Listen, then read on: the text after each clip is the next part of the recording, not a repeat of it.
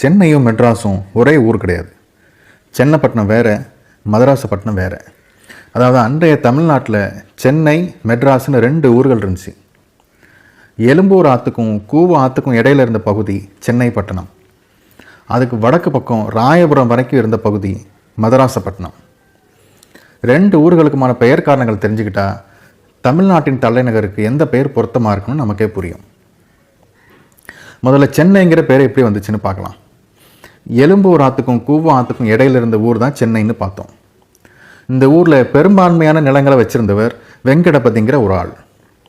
ஏதாவது கஷ்டகாலமாக இல்லைன்னா யாராவது ஆள் வச்சு மிரட்டினாங்களான்னு தெரியல, வெங்கடபதி அந்த இடத்த 16,000 வராகனுக்கு கிழக்கிந்திய கம்பெனிக்கிட்ட விற்றுட்டார். வராகன்னா தங்க காசு. ஒரு வராகனா கிட்டத்தட்ட 3.4 கிராம் தங்கம், தோராயமாக அரைப்போன்னு வச்சுக்கோங்களேன். அன்றைக்கி தங்கத்தோட விலை ரொம்ப கம்மி. 1964 ஆண்டு 1 பவுன் தங்கத்தோட விலை 52 ரூபா. அப்போ 400 வருஷத்துக்கு முன்னாடி எவ்வளோ கம்மியாக இருந்திருக்குன்னு நீங்களே யோசிச்சுக்கோங்க. வெங்கடபதி தன்னோட இடத்த கிழக்கிந்திய கம்பெனிக்கிட்ட விற்றுட்டாருன்னு பார்த்தோம். அந்த இடத்த கிழக்கிந்திய கம்பெனிக்காக வாங்கினது அந்த கம்பெனியில் வேலை பார்த்த ஃப்ரான்சிஸ் டே, ஹென்ரி ஹோகன் அப்படிங்கிற 2 வெள்ளைக்காரங்க. வெங்கடபதி அந்த இடத்த விற்கும்போது அந்த இடத்துக்கு எங்கள் அப்பாவோட பேரை வச்சுருங்கன்னு கேட்டுக்கிட்டார். அந்த வெங்கடபதியோட அப்பா பேர் சென்னப்பன். அதனால் சென்னப்பப்பட்டினம் அப்படின்னு இருந்துச்சான். சென்னப்பனில் அப்பன் போய் சென்னை மட்டும் இருக்குது. வெங்கடபதி கிழக்கிந்திய கம்பெனிக்கிட்ட சென்னையை விற்ற நாள் 1639 ஆண்டு ஆகஸ்ட் மாதம் 22ஆம் தேதி. சென்னைன்னு பேர் வந்ததுக்கு இன்னொரு காரணமும் இருக்குது. இன்றைக்கி சென்னை உயர்நீதிமன்றம் இருக்கிற இடத்துல அந்த காலத்தில் சென்னகேசவ பெருமாள்னு ஒரு கோயில் இருந்துச்சான். அதுவே காலப்போக்கில் சென்னைன்னு மாறிப்போச்சுன்னு ஒரு நம்பிக்கை. அதே மாதிரி மெட்ராஸ்னு பேர் வந்ததுக்கும் சில காரணங்கள் இருக்குது. அதுவும் என்னன்னு பார்க்கலாம். போர்ச்சுகீசியர்கள் அந்த காலத்தில் கட்டின சர்ச்சுக்கு மாத்ரே டி டியஸ் அப்படின்னு பேர். மாத்ரே டே டியஸ்ங்கிற பேர் மருவி மெட்ராஸ்ன்னு மாறிடுச்சுன்னு கதை விடுறாங்க. இன்னொரு கதை என்னென்னா, பிரான்சிஸ் டே காதலித்த பெண்ணோட பேர் மாத்ரே. அதனால் தன்னோட காதலியோட ஞாபகார்த்தமாக மாத்ரேன்னு பேர் வச்சாருன்னு சொல்கிறாங்க. சென்னை, மெட்ராஸ் இந்த 2 பேர்களுக்கும் சுமார் 400 ஆண்டுகால வரலாறு இருக்குது. ஆனால் நிறைய தகவல்களுக்கு பெரிய வரலாற்று சான்றுகள் எதுவும் கிடையாது. இப்போ வரலாற்று சான்றுகளோடு இருக்கிற ஒரு தகவல் பற்றி பார்க்கலாம். கிருஷ்ணகிரி மாவட்டம் காவேரிப்பட்டினம் பக்கத்தில் பெண்ணேஸ்வர மடம்னு ஒரு ஊர் இருக்குது. இங்கே பெண்ணேஸ்வரர் கோயில் இருக்குது. அந்த கோயிலுக்கும் ஆற்றுக்கும் நடுவில் இருக்கிற ஒரு சின்ன குன்றில் சில கல்வெட்டுகள் கிடச்சிருக்கு. அது 1367ஆம் ஆண்டு ஜூலை 21ஆம் தேதி கம்பண்ண உடையாரால் எழுதப்பட்ட கல்வெட்டு. அதாவது 656 ஆண்டுகளுக்கு முன்னால் எழுதப்பட்டது. அந்த கல்வெட்டை தமிழ்நாட்டோட தொல்லியல் துறையினர் கண்டுபிடிச்ச ஆண்டு 1973. இந்த கல்வெட்டில் சென்னை கடற்கரை ஓரமாக இருக்கிற சில ஊர்களின் பெயர்கள் குறிப்பிடப்பட்டிருக்கு. அதில் இருக்கிற சில ஊர்களின் பெயர்கள் சதிரானப்பட்டினம், புதுப்பட்டணம், நீலாங்கரையன் பட்டணம், கோவளம். அதில் வர்ற முக்கியமான பெயர் மாதரசன் பட்டினம். தமிழ்நாட்டில் பட்டினம்னு முடிகிற ஊர் எல்லாமே கடற்கரை ஓரமாக தான் இருக்கும். உதாரணமாக காவிரி பூம்பட்டினம், காயல்பட்டினம், குலசேகரப்பட்டினம், இந்த மாதிரி சில ஊர்களை சொல்லலாம். அதே மாதிரி ஒரு கடற்கரை நகரம் தான் மாதரசன் பட்டினம். இன்றைக்கி சென்னையில் இருக்கிற ராயபுரமும் அதை சுற்றி இருந்த சில பகுதிகளும் சேர்ந்தது தான் 700 ஆண்டுகளுக்கு முன்னாடி மாதரசன் பட்டினம்னு அழைக்கப்பட்டிருக்கு. இந்த பகுதியை ஆண்ட மன்னரோட பெயர் மாதரசன். அதனால் அவரோட பேரால் அந்த ஊருக்கு மாதரசன் பட்டினம்னு பேர் வச்சுருக்காங்க. மாதரசன் ஒரு மீனவர்னு சொல்கிறாங்க. மாதரசன் வாழ்ந்த காலம் சரியாக தெரியல. 656 ஆண்டுகளுக்கு முன்னாடி எழுதப்பட்ட கல்வெட்டில் மாதரசன் பேர் இருக்குன்னா நிச்சயமாக குறைஞ்சது 700 ஆண்டுகளுக்கு முன்னால் அவர் ஆட்சி பண்ணியிருக்கணும்.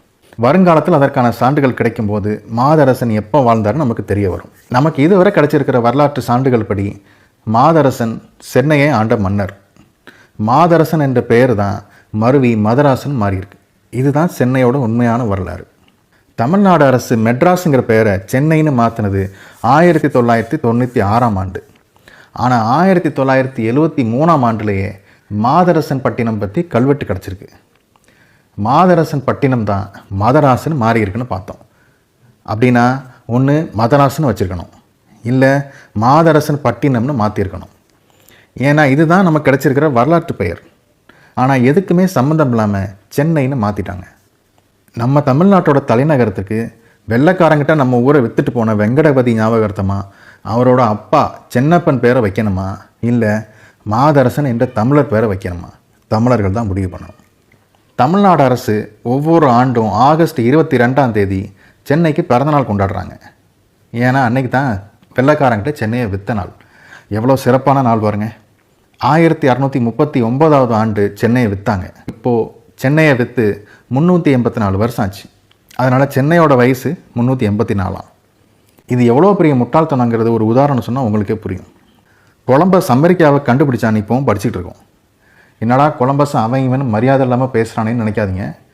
கொலம்பஸ் அமெரிக்காவோட பூர்வீக மக்களான செவ்விந்தியர்களை எவ்வளோ கொடூரமாக கொலை பண்ணியிருக்கான்னு நீங்களும் படித்து பாருங்கள். உங்களுக்கே அவன் மேலே உள்ள மரியாதை போயிடும்.